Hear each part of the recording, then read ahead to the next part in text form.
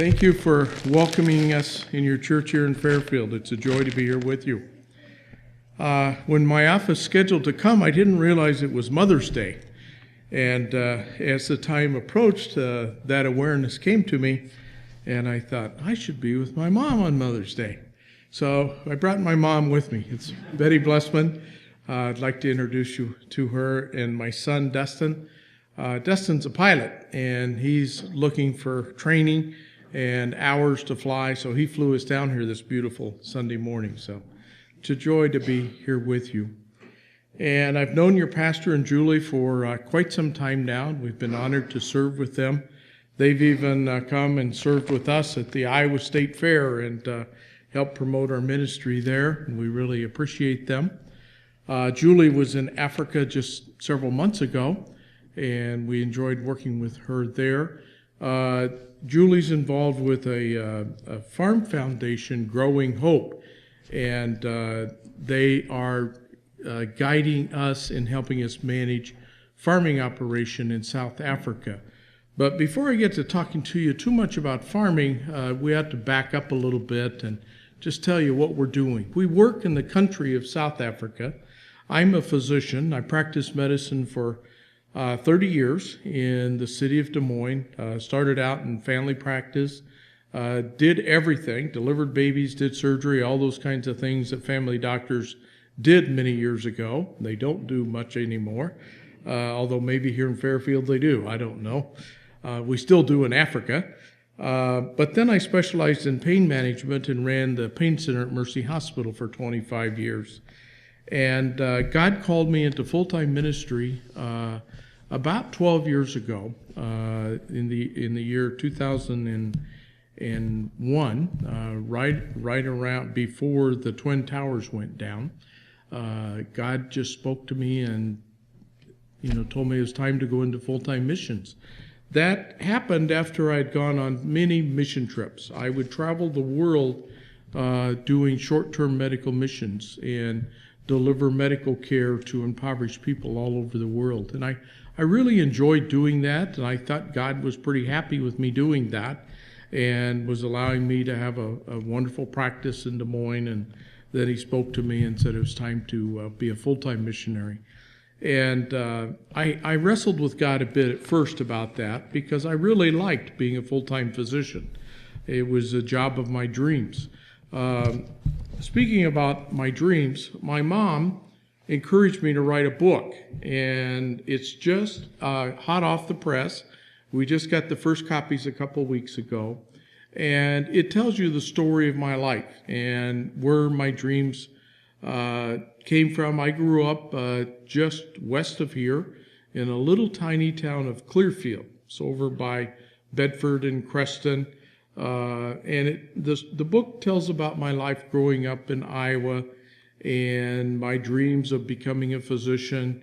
And then the last part of the book is about our life in Africa. So if you haven't bought your mom a Mother's Day present yet, I have some in the back and would love to get you a copy this morning. But my mother always encouraged me to write a book. I think her main motivation was to try to keep me home, because she always worried about me on the other side of the world over in Africa, and she thought if she encouraged me to write a book, I'd stay home. But instead, I wrote the book in Africa. But anyway, I think she's still happy with it. But our life in Africa is really quite good. It's not a great sacrifice for missionaries to live in a country like South Africa, and particularly in the world that we live in today. Now, 100 years ago, living in Africa was a sacrifice, and missionaries moved there, and many of them never ever came home. They moved there and they gave their life there. I'm on the airplane way too much. Last year, we were back and forth 4 times. This year, I think 3 times. But we do a lot of traveling. But my wife and I lived there 7 months out of the year. Our son Dustin lived over there with us a couple of years, and he found his wife there. And so we have Africans in our family. Renee is his wife, South African. They moved here to central Iowa and he's worked here the last 6 years, and now they're both moving to Africa with us in October and will be full-time missionaries with us. So the work that we're doing there will carry on after God calls me to stop doing this again.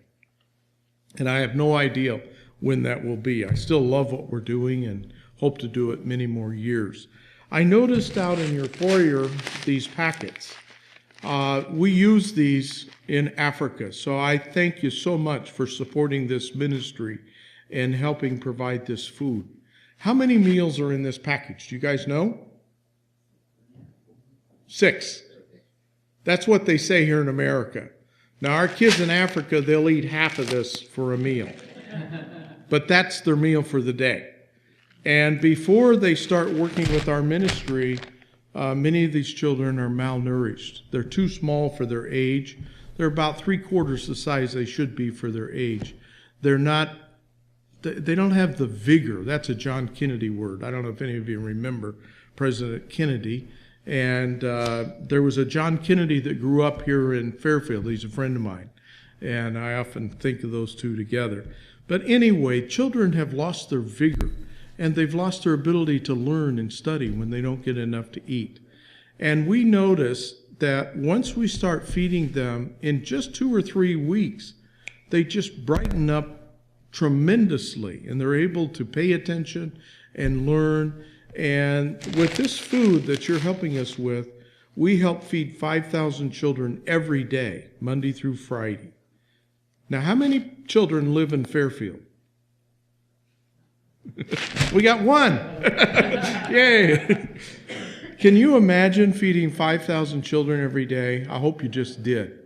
It's an amazing feat that God is helping us to do. Now, all those children are not at one site. We have many sites throughout the country where we help provide food. But the amount of food that we provide to these children is 4 shipping containers full of this rice packets. Now, shipping containers the size of the back end of a semi. It's 40 foot long, has 287,000 meals in it, and we get 4 of those every year.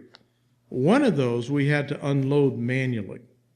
It took a staff of about 4 to 6 people about 6 hours, and they all vowed to never ever do that again. So now we hire forklifts to help us unload that. We have distribution sites in Cape Town and Durban and Johannesburg, and up where we live in the hills of Limpopo, we have 2 warehouses where we store this food. And each storage site, we deliver food out to several churches and feeding centers. We've developed a pilot feeding center, and it's named in honor of my wife's father, Dale Kramer. And at that site, we have a church, and at our church, every Sunday now, about 50 to 70 people, adults, come every Sunday, and they would put you guys to shame. They sing and they dance and they have fun in church. But this is America, and I grew up here, and this is the kind of church I grew up in too. So I'm not putting you down, but it's a whole different world in Africa where we stay. And it is fun. People will come to church, and they come to church for a half a day. They don't come for the Lutheran hour. And they come a little bit late. Pastor Chris and I were talking. People come into church a little bit late, but they're there for hours. And we feed everybody that comes to church. We use some of this, and we add a little bit of beans to it, and everybody that comes to church gets a meal. Now, I told you we have 50 or 60 adults, but we have 400 children come to church and worship with us. And the children come on their own. They come walking in. We bring them in a donkey cart, several donkey carts, and they also have fun.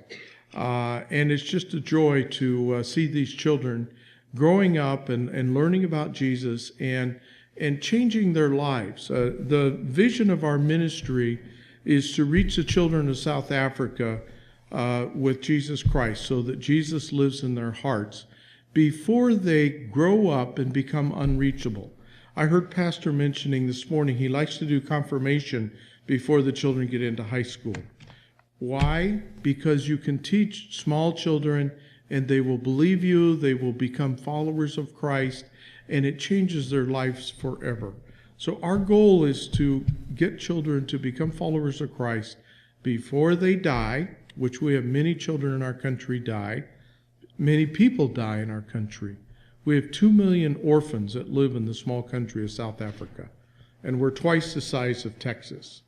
We have 50 million people in our country. 2 million of them are orphans. Now, why would we have so many people die in South Africa?